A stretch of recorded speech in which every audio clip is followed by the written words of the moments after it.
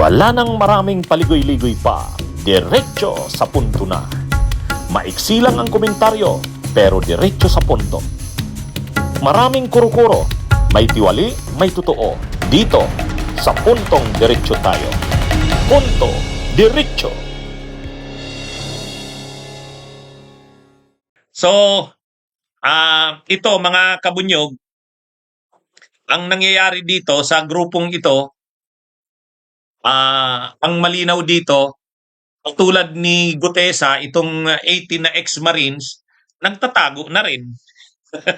Nagtatago na. Nag-alagutesa na itong 18 na ex-Marines. Ano kasi yan eh. Mahirap kasi yung mga sinasabi mo kung tinuturuan ka lang, ganitong sabihin mo, ganitong sabihin. Ang mahirap kasi kung yung mga nakapaligid sa'yo may agenda eh. Ako, sa tingin ko, totoo naman, mga bodyguards yan ni Saldico. Totoo din yan na mga dating Marines, dating Army, talagang may background sila sa military.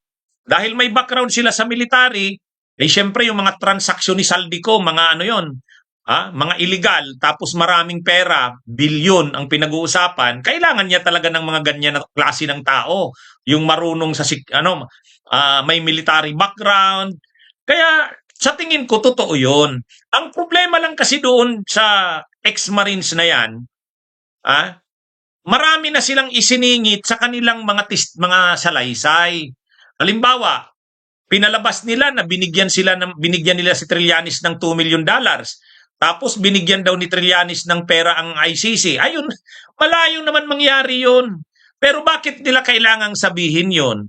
Ay syempre, ang nasa likod nila, mga kampo ng Duterte, tinuturuan sila. Dapat masira ang ICC. Dapat yung kredibilidad ng mga prosecutors ng ICC at saka yung mga investigador ng ICC ay masira. Paano ngayon sisirain? Palabasin na yan ay bayad. Sinuhulan yan ni Trillanes. So yun yung kanilang doon. Kaya nga sabi ni dating Senador Sani Trillanes, assuming na talagang tumulong sila sa pag-secure doon sa ICC. Pangalawa, sabihin pa natin na alam nila yung pakikipag-usap nga ni Trillanes sa ICC. Hindi naman kinakaila ni Trillanes yun. Pero yung sabihin na nagbigay ng $2 million si Trillanes, ay wala na yun. Obvious na inano na yun. Kumbaga, dinagdagan na yung kwento. Dinagdagan na yung kwento. Yan yung dyan. Kaya lang ngayon, syempre, na sila ni Trillanes. Kinakasuhan na sila ni Trillanes. Imaginin mo, papalabasin na nagbigay si Trillanes ng pera doon sa mga ICC investigators. At ang na rin, doon din sa ICC, pati si Kaufman, gagamitin na rin itong mga sinabi ng mga ex-Marines na ito. Si Anyo, tingnan nyo si Anyo. Si retired General Anyo, dating opisyal yan sa panahon ni Duterte. Pag panahon ngayon ni PBBM, National Security Advisor. Sabi ni retired General Anyo, bakit nyo ako sasabihin na tumanggap ako ng mali-malitang pera? Sinisira nyo yung imahin ko. Matagal ako sa military. Pinoprotektahan ko ang pangalan ko. Hindi ko ito mapapalampas. Kaya kinasuhan din sila ni Anyo. Si Laila de Lima, sinabi rin nila na dinalhan daw nila ng mali-malita na naman na pera. Nung bandang uli, di naman daw malita. Paper bag na lang. Kaya ito mga kabunyog, mga kababayan, naiipit na itong mga itong 18 na ex-Marines. Kaya, sa ngayon, dapat sana umattend sila dyan sa na yan. Ito yan, yung kumpletong picture niyan, mga kabunyog, ito yan, Ito yung nag-organize niyan. Sila retired General Poki. So yan, nakikita niyo yung picture sa baba? Yan yung ngayon. Yan yung ngayong araw. Dapat sana paparangalan yung 18 na brave ex-Marines daw na yan. Dapat sana paparangalan doon sa Club Filipino. Nitong grupo ng mga retired generals at retired military officers, sila retired General Pokis. Kaya lang hindi nga sumipot. Hindi sumipot na. Bakit hindi na sumipot? Ay nung mga nakaraang araw, kumbaga, Akala mo yung mga ex-Marines na yon, matatapang pa sila. Pero, pag problema na kasi, kaya nyo ba talagang panindigan ang mga sinasabi nyo? Yan na yung usapin dyan. Ha? Kung yung sanang mga sinabi lang nila na totoo, ibig sabihin, halimbawa, nagdala sila ng pera kay Romualdez, nagdala sila ng pera kay nagdala sila ng pera kay Kimbo, nagdala sila ng pera kay JJ Suarez, yun, medyo malapit pa sa katotohanan yun. Kasi kung magkakagrupo nga sila Romualdez, Saldico, Suarez, Kimbo, pwede yun. Ang problema, marami na silang gustong ilaglag eh. Linalaglag na nila yung Makabayan Black, sila Arlene Brosas daw, sila Franz Castro. Wala na. Mahirap ng paniwalaan yun. Ha? Mahirap na. Kaya nasira na sila eh. So ngayon, tambak na yung kaso nila. Dahil tambak na yung kaso nila, nagtatago na sila ngayon. Yan mga kabunyog, mga kababayan, ang nangyari dyan sa tinatawag ng mga DDS na Brave 18. Kaya yung sinasabing Brave 18, hindi na sumipot ngayong araw. Wala na. Hindi na sumipot ngayong araw. Dapat sana paparangalan. Yan nakahanda na. Diyan sa lugar sana na yan paparangalan.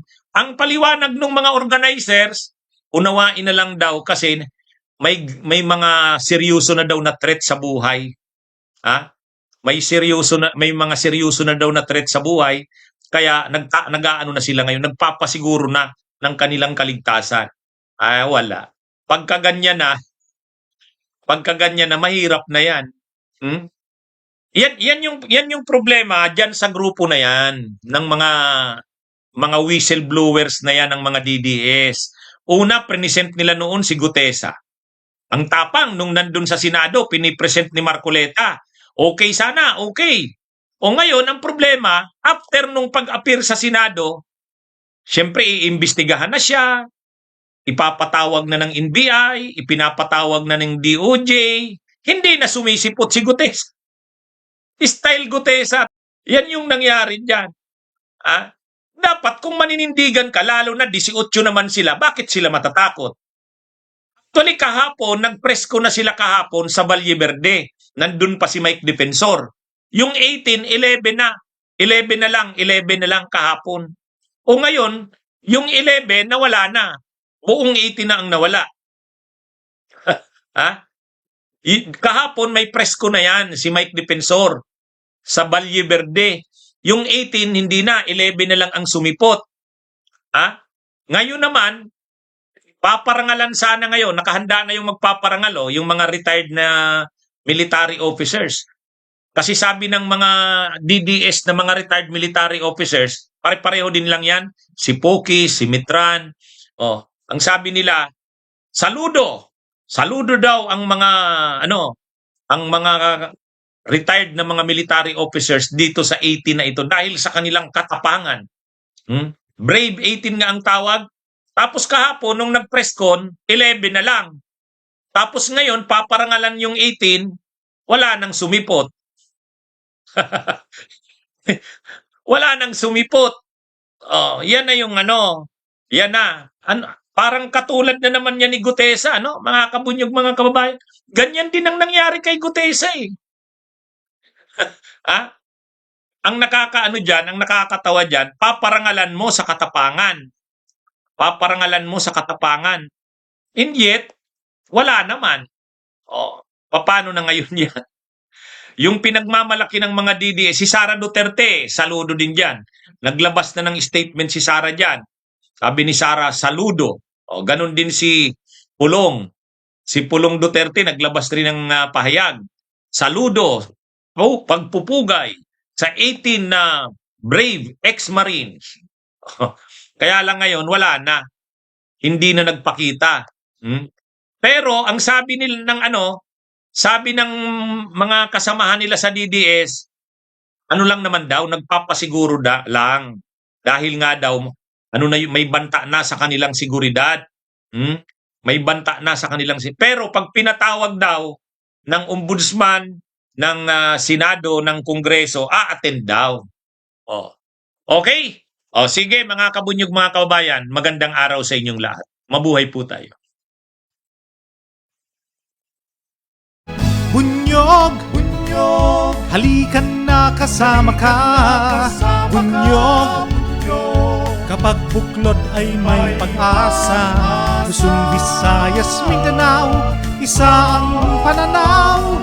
Sa bagong Pilipinas ang bunyog isisigaw. Bunyog.